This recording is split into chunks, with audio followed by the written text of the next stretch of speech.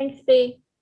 And you are live. Hi everybody, welcome to day 2 of QuaranCon and our first panel of the day, which is all about editing. A couple of little bits of housekeeping before we get started. A reminder that you can please visit Artist Alley to see all the goodies that our vendors have for you, where you can buy their books and various bits and pieces that they have.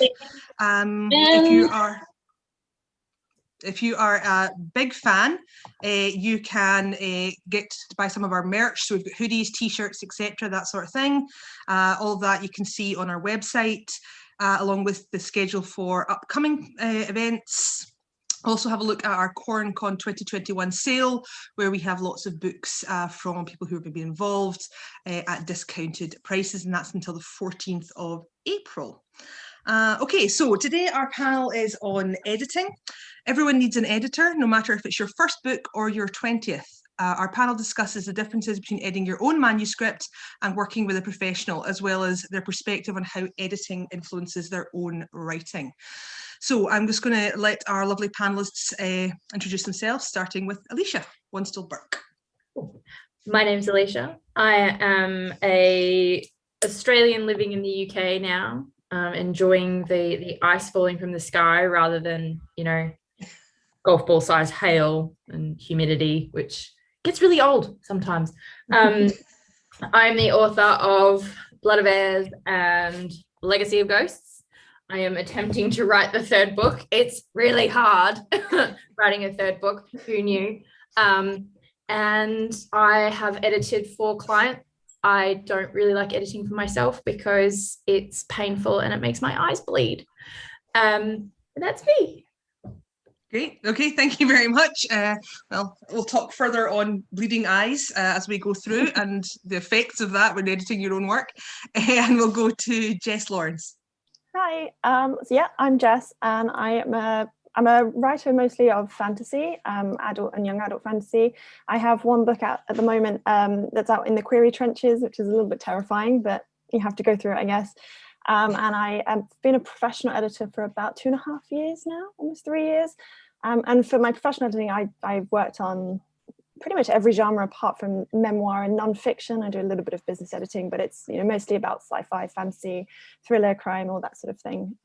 So yeah, that's me. Thank you very much. So very broad there. That's excellent. And Halla Williams, who is very croaky. Yeah, I'm hoping my voice will hold out. I'm Halla. I'm an ex-actor, ex-English teacher. I'm a trainee editor, and I am a writer of epic fantasy Song of the Storm, which I have an agent for, but we haven't finished revisions yet. So I have worked with critique partners, I've worked with a professional editor, developmental editor, and now I'm working with my agent to improve the novel further. So that's my experience of editing primarily, is from the writer's side. Yeah, and you're deep in the trenches at the moment, I know, so it'd be really interesting to hear kind of your thoughts on kind of that. So we're going to be looking at this from, you know, various perspectives. I know that you're all writers and that you're all, you know, Jess and Alicia, been editing for a while. Halla, you're in the process of doing it, but everybody is a writer and an editor. So I think we want to approach this of how we view each side of it. You know, how do we take the feedback, and then does that influence how we give the feedback? And, you know, what's the difference between editing your own work and editing for somebody else? For me personally, it's usually complete blindness to my own mistakes, but we'll get into that certainly as we go. So question number 1. First of all, what is crucial to you about the editor-author relationship? And you can answer that from either perspective or both. Jess, do you want to start us off? Yeah, sure. I would probably say that trust and communication are probably the biggest things I would say, mostly from, I'm speaking from the editor side of it, because I haven't worked with a professional editor for any of my writing yet. But I think it's such a, like, from a writer's perspective, what you've created is such a precious thing, and you've probably spent months, if not years, working on it. So when you're handing that over to somebody else to basically critique and point out some of the things that are wrong with it, that's a terrifying thing. And I think as from the editor side, you have to realize that and understand that this person is putting a lot of trust in you to respect that and be gentle but honest about what they can do to improve and what they've done really well as well. So having that sort of initial trust relationship and knowing that you can rely on this editor to be professional but also, you know, gentle and kind and sincere about it. And then just, I think that comes from this communication. One of my favorite parts is chatting with clients before and after I've worked on their project, and just making sure that we're on the same wavelength and that we're going to get the same thing from the project. And those are probably the two main things I would say is you've got to have that good bond, because it is a personal, it's a business relationship, but it's very personal as well, because it's such a precious item that you're working with. So you've got to build that so that they know that you're sort of in safe hands. Yeah, I think that is, you know, what you say there is, it's business, of course, but yeah, it isn't, you know, some sort of simple thing that's so personal in terms of your work, your book, and how precious we get about it. You know, that huge ego that I think writers can have, but then crippled by chronic self-doubt at the same time. So you kind of need to be told, no, this has to happen, but can you do it with kid gloves, please? You know, it's a strange thing. Yeah. Okay. Great, thank you. Alicia? I'm probably, I spend a lot of time trying to unblunt my feedback, because when I'm editing, it's my kind of autistic brain just goes loose and just writes down all of the notes in the most bluntest, like non-politically correct, non-gentle way that as they come out. And I sit there and I comb through the emails that go back, and I'm like, oh God, please don't make this person cry.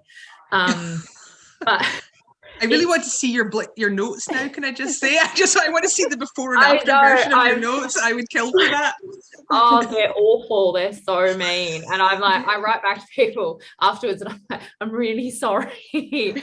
But I think I get really passionate about their, like, making the book the best version of the book, right? So I can see what they want to do. I can see where they want to go with it. And I'm like, come on, just come over here and we'll make it happen. But that's where that trust relationship comes in. And when you're editing for independent authors or self-published authors, there's also an element of they have full veto rights on any decision that you, or any suggestion you put forward. So you can say, okay, you need to cut this character completely, or you need to get rid of this chapter, or this is just waffle that has no bearing on the story. You're wasting your reader's time. And they can go, yeah, I don't care. They don't have to listen to you. Whereas very different to a relationship that you have with a trad pub editor, like an in-house editor, where it can literally be, we really don't like this story. If you want it to get published, you need to make these changes, and you kind of have to just get on with it. And it's not up to you in a sense, like you have to try and make it work, but if you want it published, kind of what has to happen. So there's a real big trust element there. And I think that's where, and we might get to talk about this later, getting recommendations from other authors and finding an editor that works quite closely, or at least has some experience in your genre or subgenre, is really important, because you don't want a romance editor editing grimdark fantasy, because they're not really going to understand those nuances that you're trying to hit. So it's a multi-level relationship that can take a while to find the right person. Yeah. Okay, and that's really interesting. Yeah, and sort of the elements of genre is something, yeah, we'll definitely kind of come back to, is, you know, somebody that kind of gets where you're going. And I like what you said there about, you know, the difference between trad and indie. You know, you know, you are kind of being told this is kind of what you want to do, and I suppose you're still going to meet resistance, no matter editor to writer. There's always going to be resistance, but how much they can push back will vary a lot, won't it? Yes, depending on whether it's traditional. So that's an interesting point. Okay, Halla, please. I think what Alicia's saying about finding the right editor through recommendations is really important. But I'd say you always have to get a sample, because somebody coming from a teaching background, somebody's best teacher might not be your best teacher.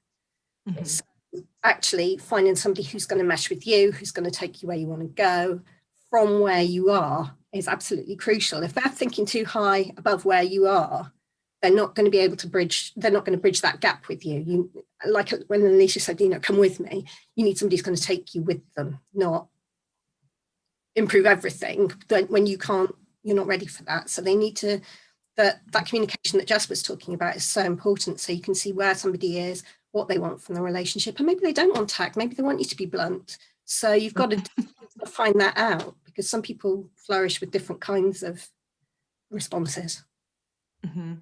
Okay, yeah, no, that's really interesting. Okay, well, I like what you were saying there, about, they're not ready for that or whatever, because that kind of leads me into, I suppose, our next question, which, Halla, I will maybe get you to expand on to start us off, which was, when you're starting out with a manuscript, what do you look for? Are you kind of like, this isn't ready for editing? Would you look at something and say this isn't ready for editing? Or as a writer, would you look at it and go, I need some help, but actually I still need to do this on my own? What would you say is kind of the basics of what you would need to have before you take that step? I think if you're going to employ a professional editor, you want to make the best of it, because you're spending quite a lot of money. And if you do your manuscript, your first draft or third draft, and you haven't shown it to anybody else, then I think you're wasting a level of input that you could get free somewhere else. So your manuscript's not really ready for you to show to an editor unless it's got to be the best that it can be by yourself and with free help, because it still will take it further. But they don't want to do all the basic work that somebody else could do with you. That's not even, as an editor, that's for me not the interesting stuff. The interesting stuff is taking it. But somebody who's your beta reader, or maybe even your critique partner, could do. So I think people sometimes think their manuscript's ready for an editor's input because they don't know where else to look to get support first. And I think I benefited a lot from going to Reddit, and I got a critique group, and I experienced a range of input, some of it tactful and some of it not, straight off. I knew, and then I'd sort of refined what I wanted from a critique partner or from an editor before I got to the stage of actually paying for one. And I think that was really wise, and I would definitely recommend that. No, that's good. Yeah, and you mentioned beta readers there as well, which can be a bridging step. So, again, Jess, would you say kind of the same ideas, like, is there a minimum, or sort of a minimum state that you would expect a manuscript to be in before you look at it for the first time? And, have you ever kind of gone, someone, you need to do that yourself and then come back to me in 6 months? Or, have you been in that situation as well? I have, yeah. And it can be a tricky one, because there are some authors who just want to get the book out, so you can advise as best you can, but sometimes you just have to do the job that you're asked to do and paid to do. But I think I think it depends what level of editing you're coming for as well, what you're requesting, because for something that's more like a developmental edit, or I do manuscript critiques, which is a slightly pared back version of that service, you might do that. That's like a very broad look at the the really big picture view of the story. So at that point, you're probably not looking for sentence level changes. You just want to make sure that the plot works and that you've tried to pull the loose ends. So there, it's good to send it by beta readers, absolutely, because hopefully that will, like you say, you'll make use of that that knowledge later on. But with that, it doesn't matter if your manuscript's a little bit more untidy, or if it's not all in exactly the shape it needs to be. If you're looking for something more like editing, there is a lot you can do to polish up the manuscript yourself.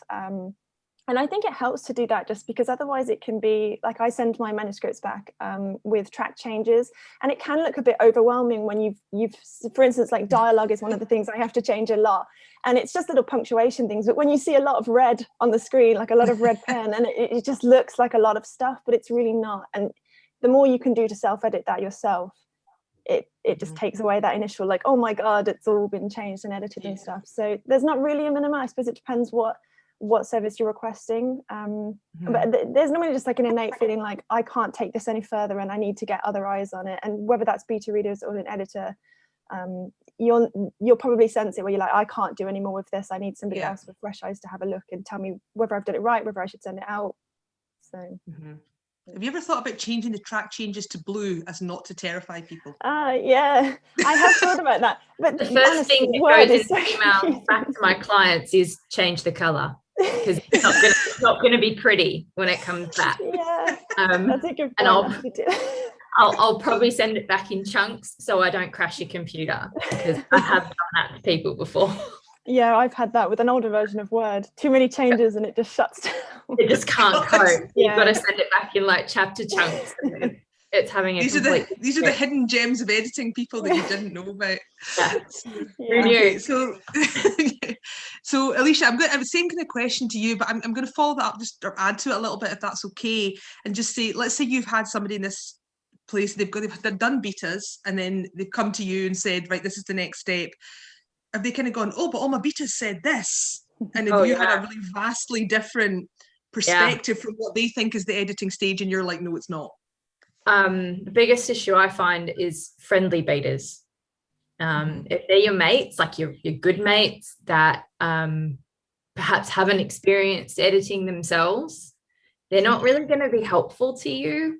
If there's a kind of beta reader that can read it from the perspective of a reader, who can tell you, yes, the story flows, I'm interested in these characters, the plot points are hitting. But then there's people who can help you with beta reading on a technical level as an author, who can say, you know, this character arc is falling down here, or, you know, the language that you're using in reference to this particular character is edging on the inappropriate. You know, like there's things that people can offer from the inside of the industry that aren't going to be aren't going to be present from people who are from outside the industry. So there's two different levels. I have had manuscripts come to me where I'm having to teach authors how to punctuate dialogue, or how, like this was stuff that I was teaching, you know, stepkids in home learning, and they're in primary school, and I'm teaching adults how to do it. I've had to learn that stuff from when I was 15, 16, 17, in my early 20s writing. A lot of it was Google, learning stuff on Google, learning about conventions, you know, like what are the language conventions for the US as opposed to the UK, as opposed to Australia and Canada, which gets a bit messy and fuzzy. So and you have to go back and basically say, there's a point at which you can say, I can work with this, but I don't know how to walk past stuff like punctuation, even if I'm doing a structural edit. My brain physically won't let me do it. So I will spend 6 months fixing your punctuation for you rather than sending it back to you, which I really should learn to do, because it's exhausting. But making use much of like you, I can't walk past mistakes in punctuation. I mean, I do an incorrect tweet and I have a meltdown. Like, I'm just like twitching. They need an edit button on Twitter. Twitter, listen. Edit button. But there's definitely making use of your of any kind of pre-editing that you can get. But I know for a fact when I send this third book off to my editor, I'm going to be able to point to her and say where the hot messes are. I'm literally going to be able to say to her, I know this is falling down, I know this isn't tight enough, I know this, but I can't fix it. I don't know how to fix it. I need your help, please. And she'll come back and say, you use this word too many times again. You've got this word wrong again. So, and as you get edited, the more you get edited, you will learn what your tells are. Like, write them down so that you know, because you're always going to let yourself do it in the draft. Just let yourself do it. But remember, that's that thing that my editor pointed out to me last time. So I need to go back and fix that before I send it to them again. So make use of those early phases. Yeah, great. Okay, well, that's actually, I had a third question, but I'm actually kind of maybe going to skip forward a little bit to one of my questions, because Alicia, you kind of touched on something that I wanted to kind of ask you guys about. So basically, sort of as a general sort of overview, what are your kind of major bugbears about editing, either yourself or things that I know everybody will have something that they see people do, they're just like, oh, and it kind of really grates on them. You know, mine are kind of when people begin to or start to, a lot, like when they constantly start to do something, they constantly begin to do it. I'm just like, can you just have them do it? Because it's just not needed. And they just do it constantly. It's like, oh, I actually feel my body temperature rising. So looking at that, your bugbears, you know, words or phrases that you feel perhaps are overused. And leading from that, are there words that you do in your own writing that you know that you overuse, or phrases that you know you overuse? And once you've kind of been pointed out to you, you stop doing it, but do you just get a crutch and find a new one? So I've given you a lot to think about there. Please feel free to answer whatever parts of it. So the major bugbears, words or phrases you find are overused. Are you guilty of that? Have you learned from it, but have you replaced it? So please feel free to talk about any aspect of that. And Jess, I'll come to you first because I can see Alicia has her thinking face on. Yeah. It's a tricky one. I feel like I have so many of them. I mean, half the time, it's probably not going to sound good, but half the time I'm editing something, my partner's in the other room and he can probably hear me grumbling about something because I hate seeing it. But I was like, this is my job. I'm supposed to spot it. But you see it and it gets you. There's lots of little things, I guess. I just like, there's words that I hate. Everyone has words they hate, like the word whilst. Ugh, I can't stand seeing that, and I don't think it ever needs to be used. And I like you say things like it's like starting to and just slow sentences, stuff like that. I know that when I sent my last book out to a beta reader, she pointed out that my crutch phrase was looked to, like he looked to her, she looked to him. And I started reading through my manuscript and she'd highlighted all the instances I did it. And I was like, oh my gosh, I do that a lot. And now I'm writing my next book and I write it and I'm like, oh, no, I'm not supposed to be using that. So I'm aware of it, but it is still littered in my first drafts. I'm still very aware that I do it all the time, but now I know to go back and edit it out when I start doing my editing on that version. But yeah, I didn't realize I used it so much until somebody else pointed it out to me. And I probably have swapped it with some other crutch phrase, but until I send this off to a beta reader and they point it out, I'm probably not going to be able to spot it. So it's one of those things, you're just blind to it. You can't see until somebody else notices it, and then you'll notice it everywhere. And you'll just be shocked how much you use it. It's like staring, hitting you over the head repeatedly as you read your stuff back. It's like soul destroying. Yeah. Okay, thanks. Halla, what about yourself? I saw you nodding when I was saying bugbears, and again when you have overused phrase, I could see you going as like it was present in your mind there. Somebody recently pointed out to me that I used the word ministrations more than once. Okay. I think more than once is problematic. I think it was 3. Well, 3 ministrations doesn't seem overly excessive in a like 130,000 word book or whatever. I know, but it's one of those words that just stands out, and you just can't, because people would go, oh, that's your favourite word, is it? That's your favourite word, that is.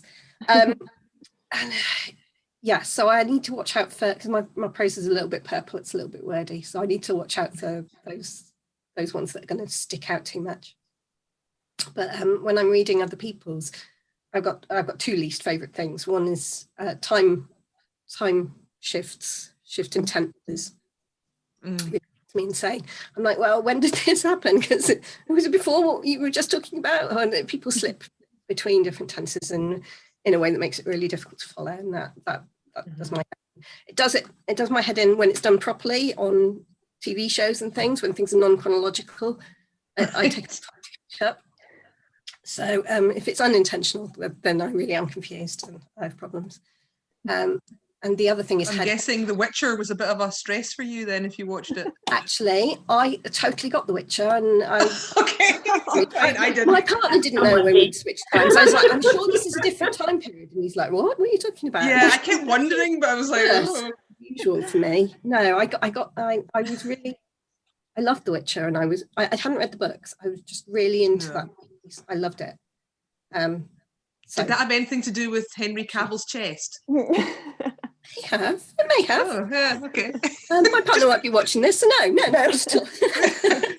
I'm sure he knows, because you were drooling while watching it with him, he probably picked up on it.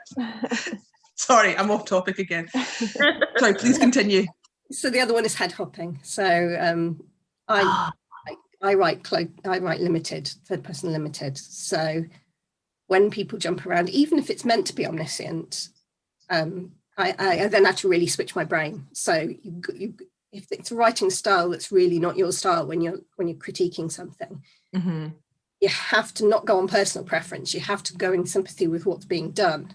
So when it is properly omniscient, and I can switch my head and I can get used to that. And skipping over mistakes, I don't notice punctuation if that's not what I'm looking for. Switch my brain over. But when it's not intentional, again, when it's just you've gone on a whim rather than choosing to change perspective, that's one of my bugbears. Yeah. Okay. Nope. Fair. Okay. And Alicia, what drives you nuts? Oh, I don't think we have enough time. No, Let's I think start a rolling list at the side of the screen here. the thing is that I think I was taught grammar and punctuation at a time when somebody decided that we don't need to actually use terminology for any of it. It was all just like by instinct, and I don't know, we were supposed to be communing with the words or something. So I don't, like, people will say, you know, what's a preposition? I'm like, I don't know. I just know that it doesn't work. Like, it just, there's something inherently wrong with that sentence, and I will just move things around until it works and it fits. Once I kind of learn a punctuation convention or something, then if I see it being done differently that feels wrong to me in a book, I'm just like, I just twitch and I can't read it. One I discovered recently was inanimate point of view characters. So somebody who is in a room, that the author has given them the point of view of the scene, but they literally stand there and watch all these other people doing stuff. And sometimes you can't get away from that. Sometimes there isn't a reasonable point of view character to put the reader inside for that scene, but doing it all the time, I'm like, this person might as well be a chair. Like, if you're going to put someone in a room and they're watching a conversation that they personally have no involvement in because of whatever, tell me what they're feeling, tell me what they're thinking, tell me what's going on in their head while they're like experiencing this moment. They don't need to ever open their mouth. It would be nice if they did, but I want to know what's going on with them and why you chose to give them that point of view. Why is it important that I know that what this person's thinking and feeling in this moment? Because otherwise they might as well not be there. If AJ ever watches this, she'll laugh her ass off, because in my first book and my draft of my second book, when I get anxiety, I get reflux. So, because I have an anxiety disorder, so I get reflux so I swallow a lot, and I get the sensation of wanting to vomit when I'm nervous.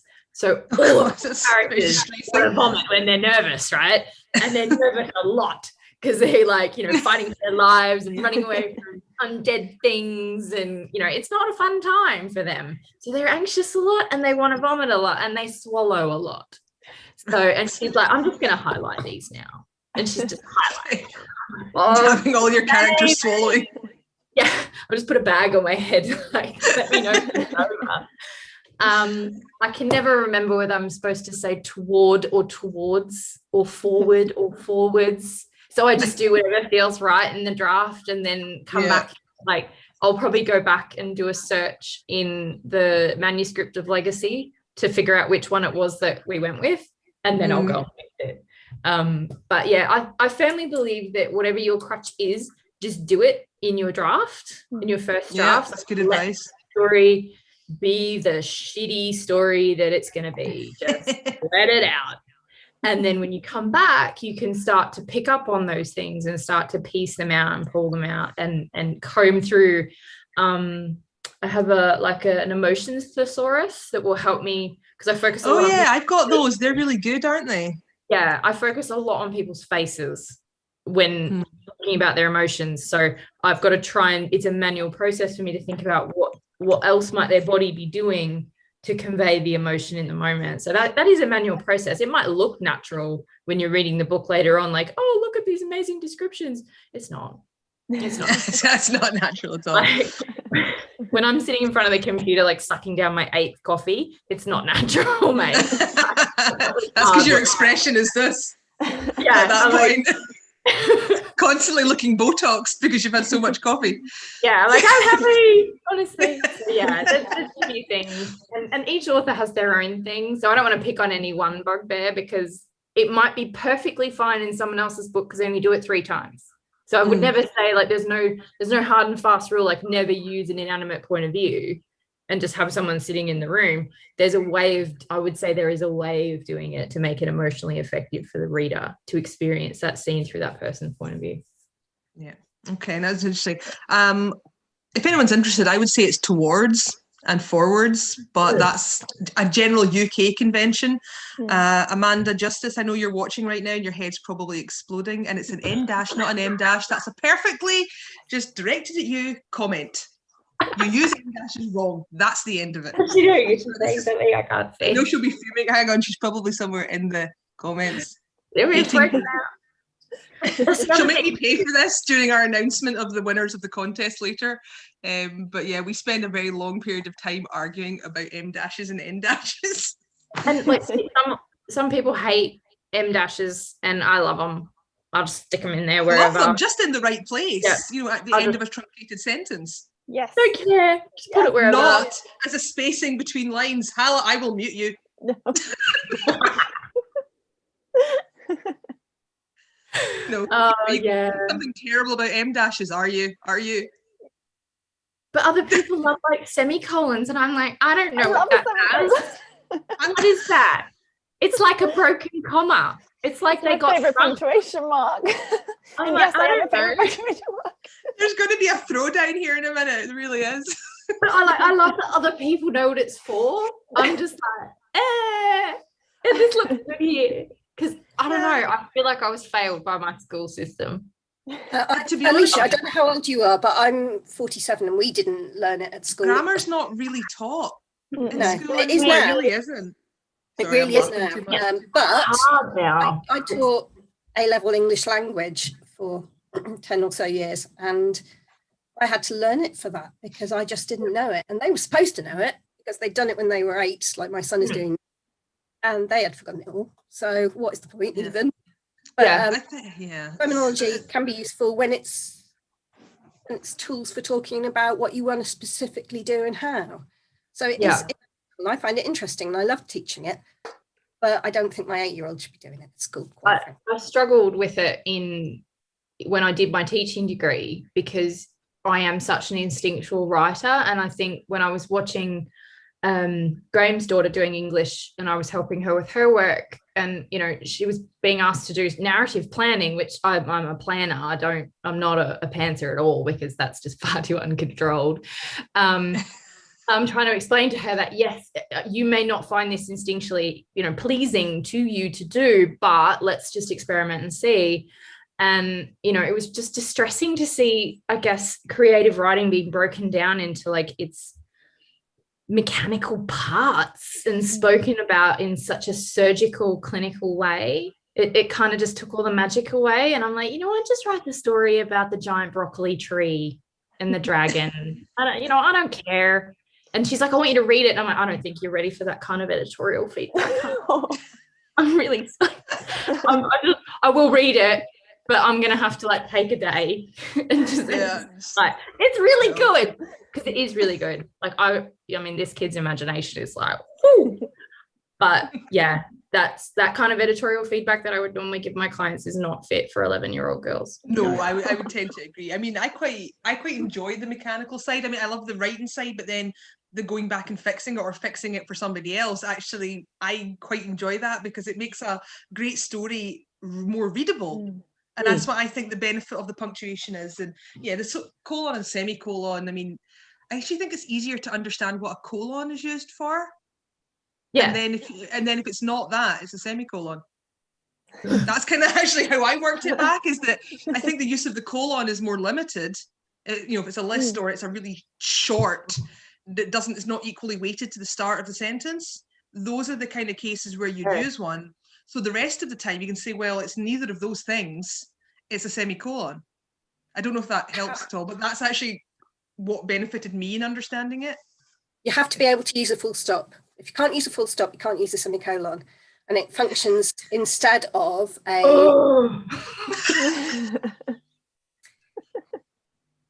Okay, I think we're going to make her vomit. She's getting the acid reflux. We should probably... No, I'm going to write it down. Like someone's finally explaining it to me in terms I can understand. I don't feel like such a gumboot anymore. I think it's a common thing that people struggle with. I know loads of people that have been writing for years that still go, oh my God, which is it? And as much as I will advise authors to go on, if you're not, when you're, there comes a point in your writing career where you have to stop reading for pleasure entirely and actually study what you're reading. and look at how other authors are using punctuation and are using paragraph structure to create tension and mood and pacing and all that sort of stuff. Like, you actually need to study it a little bit. By all means, read for pleasure, but read critically as well so that you can educate yourself. But, you know, you can, and I say to authors, you go online and Google it if you're not sure, if you're not quite sure that you're using this particular thing correctly. But you can literally go on Grammarly and 5 other websites and they'll tell you 6 different things about how to use an M dash.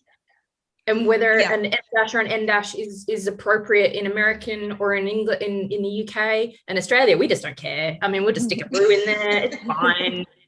Yeah. But, you know, well, certainly for UK, I think the Newhart's rules is invaluable. I mean, I've got you can buy a wee mini copy. It's quite a small book. Sorry, I'm back. You know, it's quite a small wee book. It's not expensive, but it's got really good advice on all of these things. Most of the stuff you'll probably never come across, but actually just checking wee things like that. It's each section's really short and it's quite simply explained. So certainly if you're doing UK or like using UK style, that's something that's really, really helpful. So I would recommend anybody, not just editors, but writers. Yeah. Just to educate yourself. This is a brilliant, and I think you can get it for like $7.99 or something. It's not an expensive book. And it's like Jess was saying before, like, it's going to save you time in the long run. Even if you're getting it wrong, getting it wrong consistently is probably better than doing it 10 different times throughout your manuscript. Like, if you're going to consistently use that convention or that thing, that word, that whatever. Yeah. Consistency is fine though, isn't it? I suppose, isn't it? You get away with it then. No one cares. They'll just like sink into it and go, this is the way, and everyone's fine. So I think that is another thing. Consistency is key across your story. Yeah. Okay, great. Well, that was a good discussion, that. For the record, my pet hate probably is people that write, he exclaimed, ! It's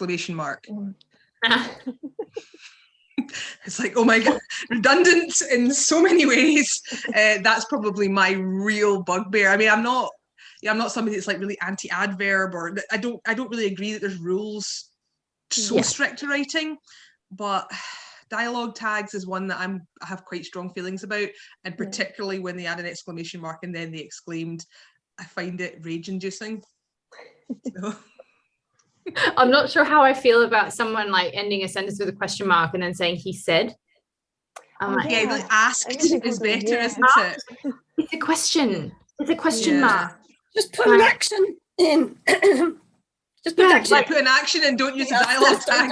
Dialogue tag altogether. I don't know. I mean, but I think again, like, I'm reading a series to my son over video chat. This because he's on school holidays, so he rings me every day and we read a book to each other, and the things that are in there is just like, I would never, like, it's just complete head hopping. I mean, it's you know, whatever, overarching narrator, but like the sentence structure, I'm like, what is this? It's cool for kids to read, but then they're reading that and writing it. Like, you learn what you read, and if you're reading that and then that you're going to school and you're going to write like that, your teacher's going to be like, what is this? This is not how you how you write a sentence. It's not how you, like, so I think that there are things that will get published, especially in children's and middle grade, that a child of that age, if they went and wrote a story like that in school, would never get away with. You know, writing in caps lock all the time and stuff like that. I just, you know, they're never going to get away with that. And I think that can probably lead to kind of crushing their little spirits. You know, they just want to write the story. I mean, why are we going to, you know, impose all these rules on them at that early stage? Do it later. Yeah, I would agree. I mean, as a teacher, I just want them to use capital letters though, and full stops. Like, the rest I'm not so worried about. Yeah. Sorry? In the right places. yeah. I mean, I'm not too worried about any of that other stuff we've been talking about, more kind of advanced, but using capital letters, full stops, and perhaps the odd comma, that's the kind of bare minimum. If it's like 20 lines and there's not a single bit of punctuation, I've lost the will to live by the time I get to that point, and it's just like, sorry, I'm really not going to do more of that because I can't. Anyway, okay. Next question, Jess. Do you find it difficult to read books and not edit in your own head? Yes. I've lost the ability to read for leisure now. Yeah, it's so hard. I mean, I can try to overlook it, but it will flag, like in my head, it'll be like, oh, that's a missing apostrophe, or that's the wrong it's, or something like that. It will be there, but I can normally just skip right past it, but it's impossible not to now. And I find it a lot, it sticks out a lot with, it's going to sound strange, but I notice it a lot more in traditionally published books. I think because you expect it to be sort of, gone through so many different pairs of eyes to get there. So when you notice it, it kind of stands out a little bit more.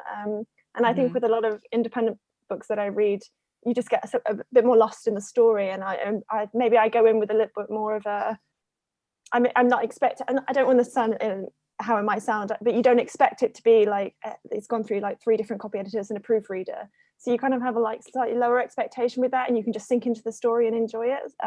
So yeah, it's just impossible now. I can't help it. Yeah. Have you ever wanted to kind of actually especially if it's traditionally published, send them like an email and go, by the way, you need to take another look at this? Has there been anything? The temptation. You don't want to that's totally fine, but has there been something that you've gone, oh?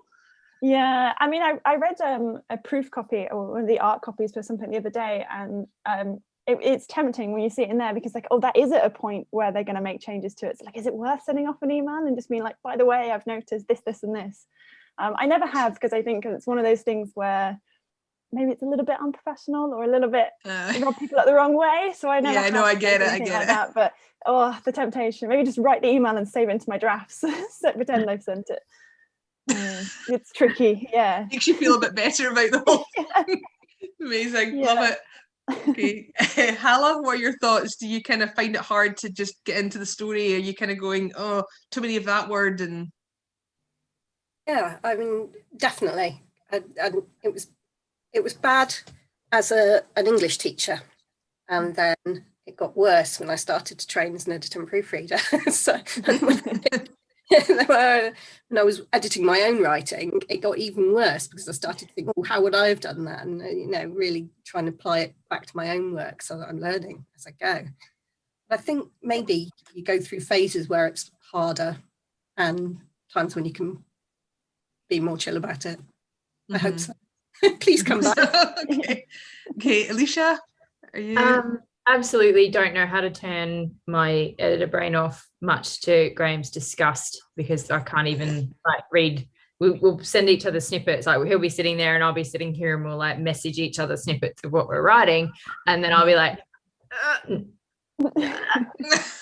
it's infuriating. I was reading as a judge for Swiftbow earlier this year. I didn't go into the second phase. I just read for the first phase. And some of the judges can just whiz past those errors. They're like, yeah, there's some errors, but it doesn't bother me. And I'm like, no, can't do it. And it just destroys the story for me now. But I mean, I'm at the point where when I get my books and they've been edited, proofread, the whole lot, a print copy goes to my mum and to my uncle. And my mum's sort of got mild dyslexia, so she reads every single word, whereas I just skim, because I'm like a natural reader.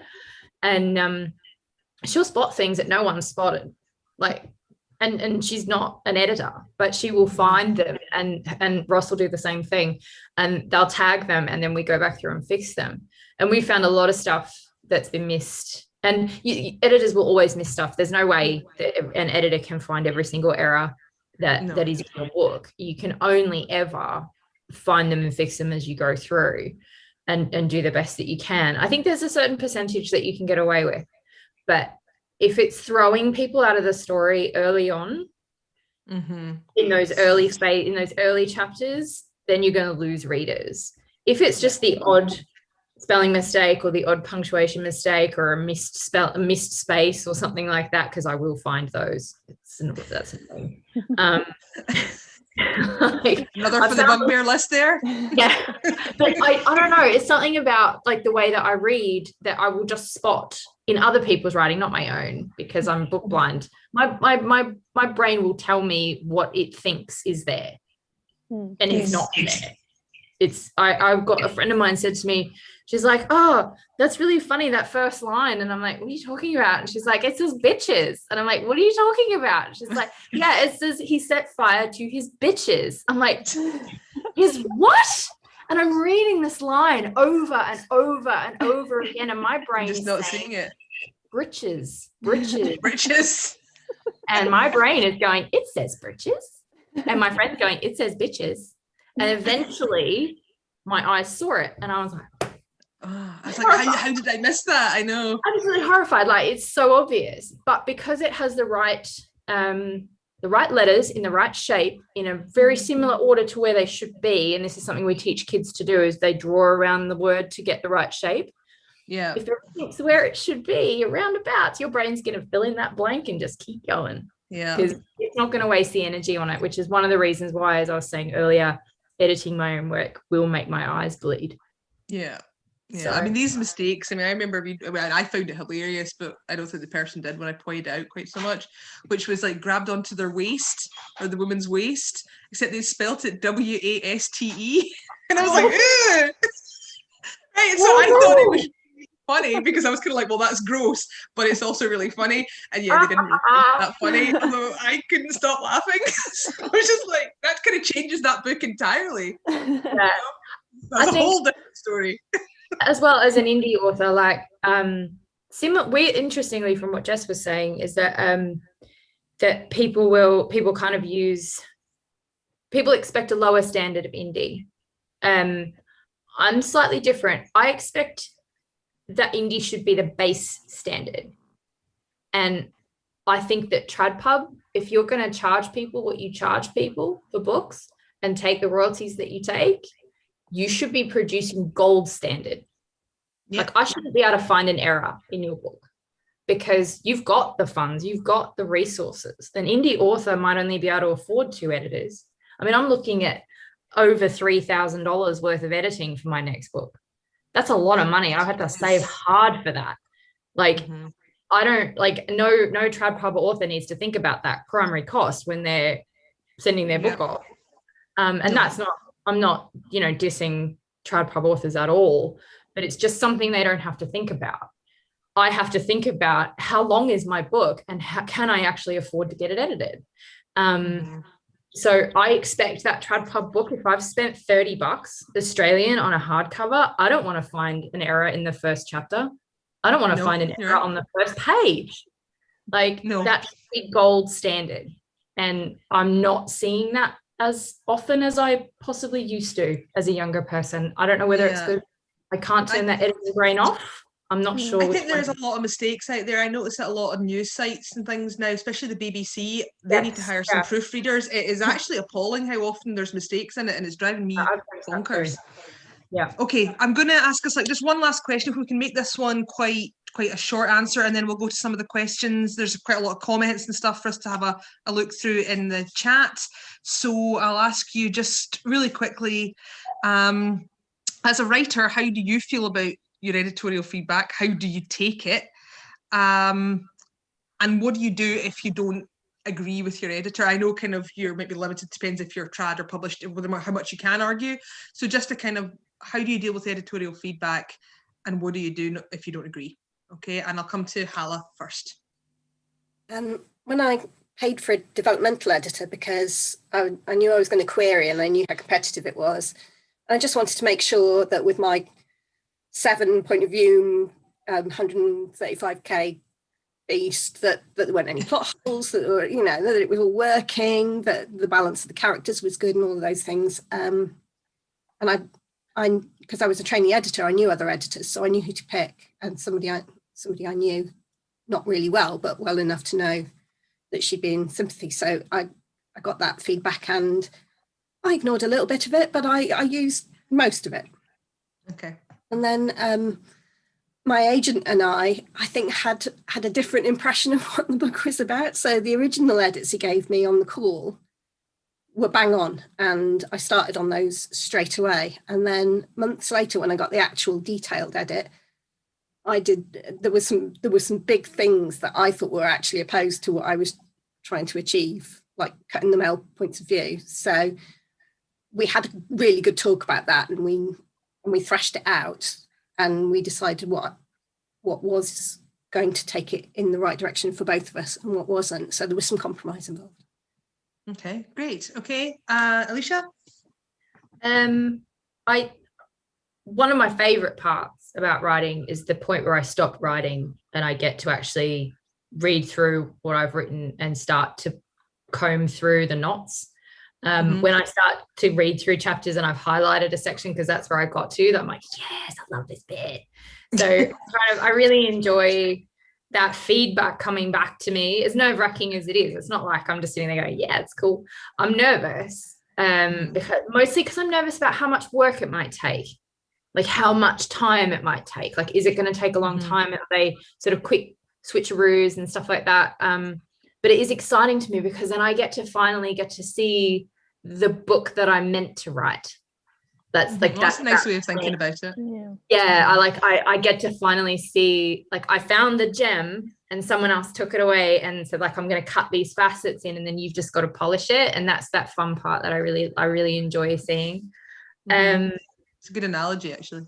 Yeah, I enjoy. I don't want my editor to be my bestie in that moment.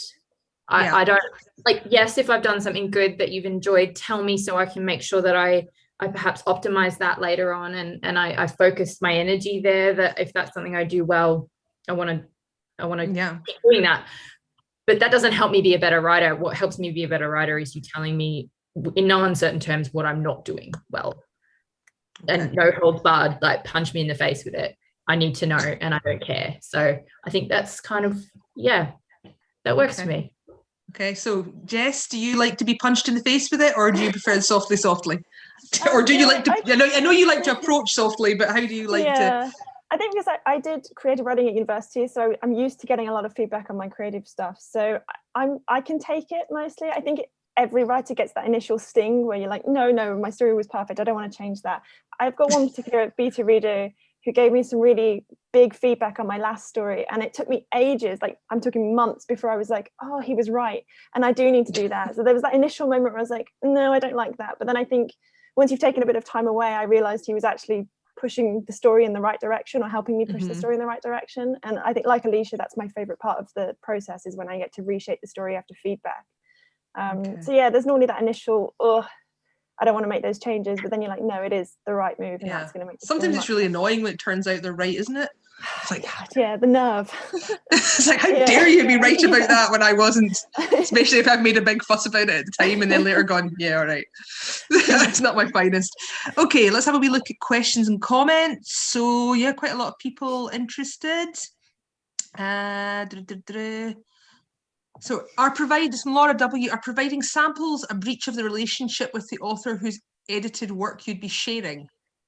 Well, I think that was in reference to me sort of seeing, I think that wasn't actually a serious comment. I would not expect Alicia to send me the edits she'd done on somebody else's book. If that wasn't, it was more like, I want to see this is what I wrote, and then this is how you've gussied it up to look nicer. I wouldn't actually. When an editor talks about doing a sample edit, they're looking at, like, you send them a minimum, like a chapter or two, or whatever their request is, and they will look at your work, and from that, and they will edit that, and they will be able to say, this is where I think it's going. Do I think it can be? Is it ready from this initial impression? And this is an example of how I work as an editor.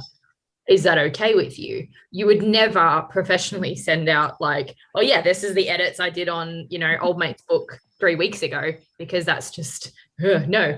So it's always, none of us would ever share. None of us would ever share any work that we'd edited without the permission as well. So just to be clear, that would not happen, or it shouldn't happen. Question: Question is, how do you things look out for in weeding out so not what? Okay, I'm going to move on, sorry, because either my brain's not working or that's kind of what about my 2 short dashes? Amanda, you're wrong, get over it. It's an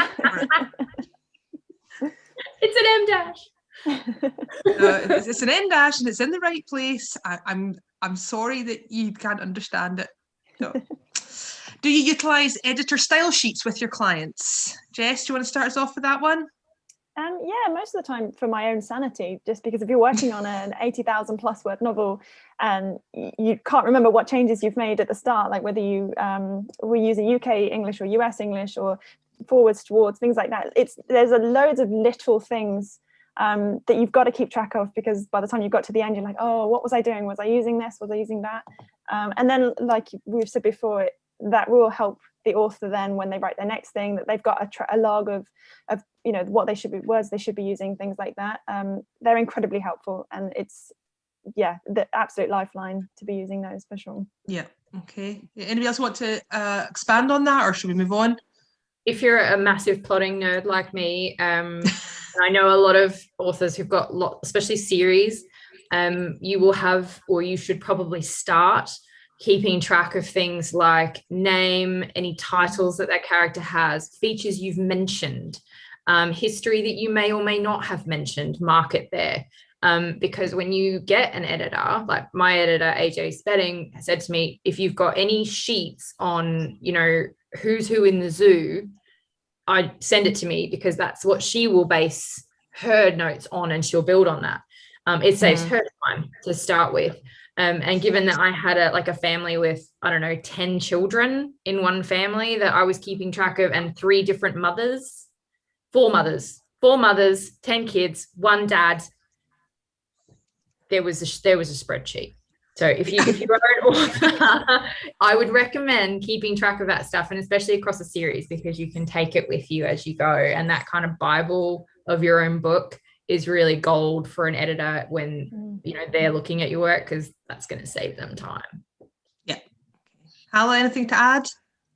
Yeah, I've got a full glossary, things, basic facts like eye colour and things like that, of really just keeping it consistent and making sure that whoever else looks at it, if they spot a difference from that needs flagging. Yeah, brilliant. Okay, yes, everybody using those, definitely worthwhile. A lot of love for Henry Cavill's chest on the chat. Apparently, it now has its own gravity, which is great.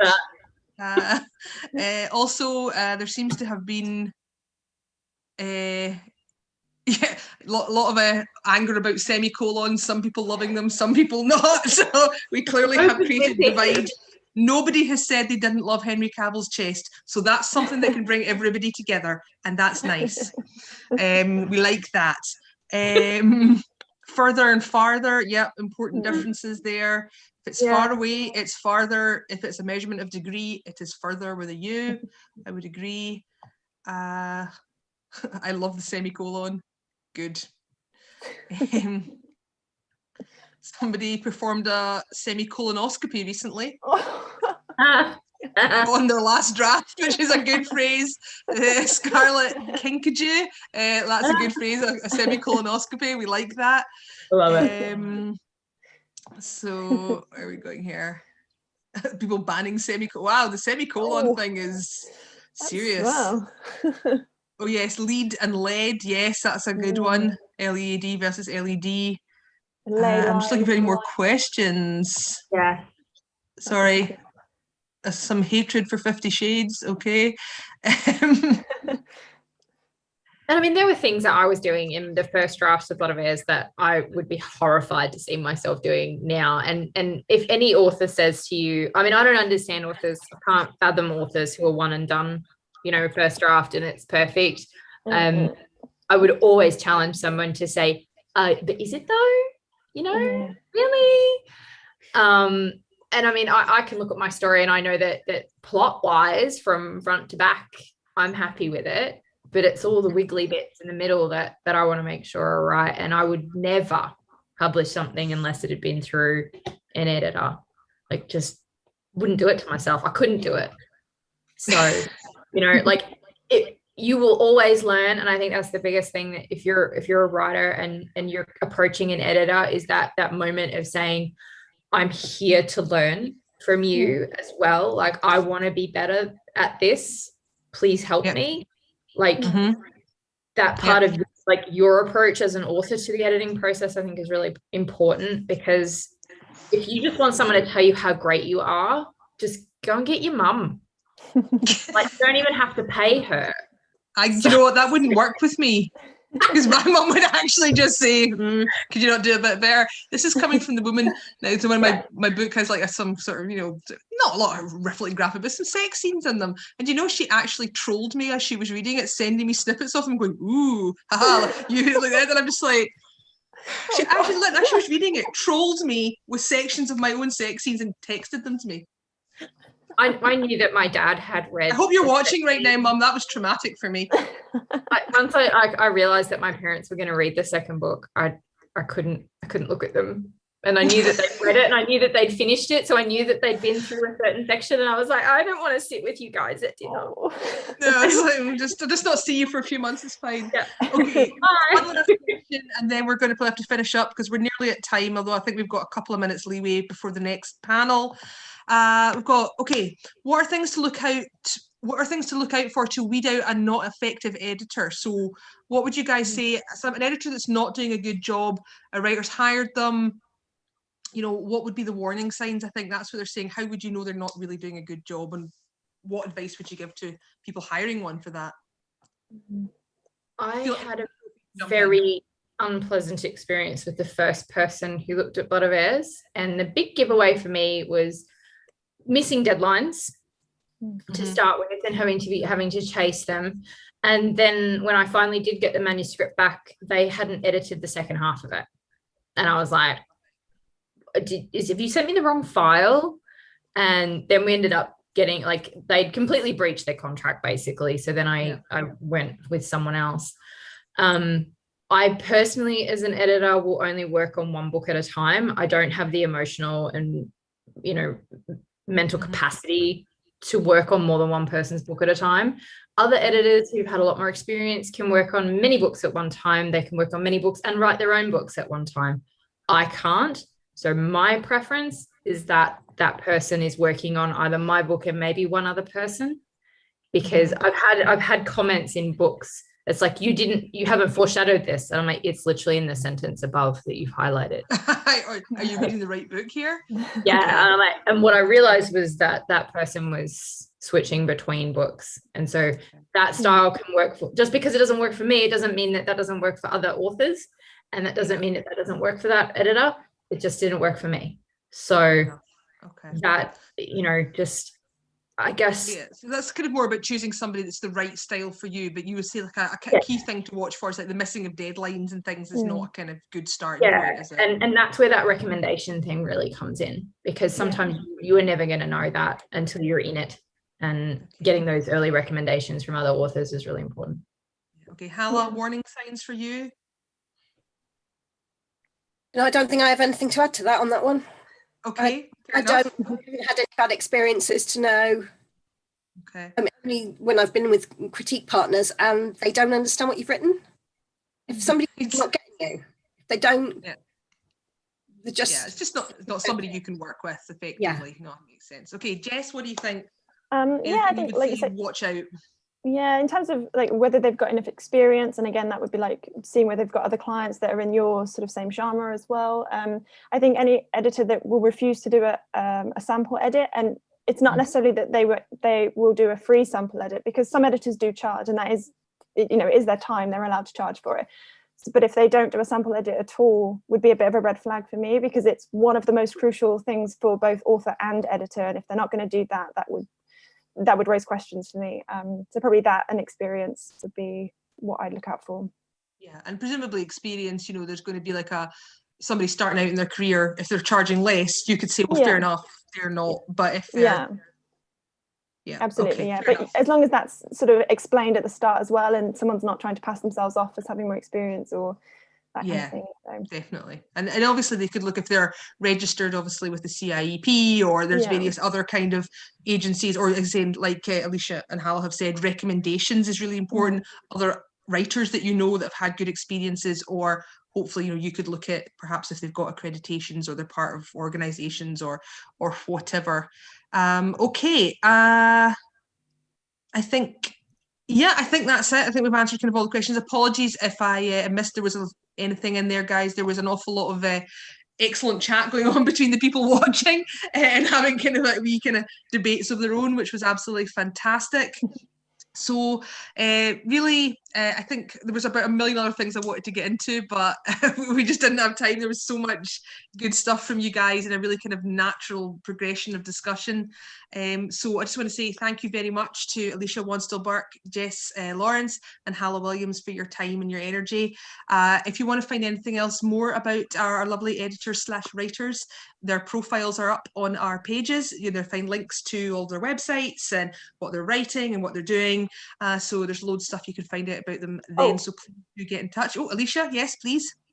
This Bad Girl is on sale at the moment for 99 cents in the UK and the US. I'm sorry I didn't get to do a sale for everyone else, and I'm really sad. But I'll get you guys back on another day. All right. So if anyone's interested, pick that one up. Yeah, please do that. Yeah, absolutely. Also, just a wee reminder to say the cosplay and visual art contests are still open.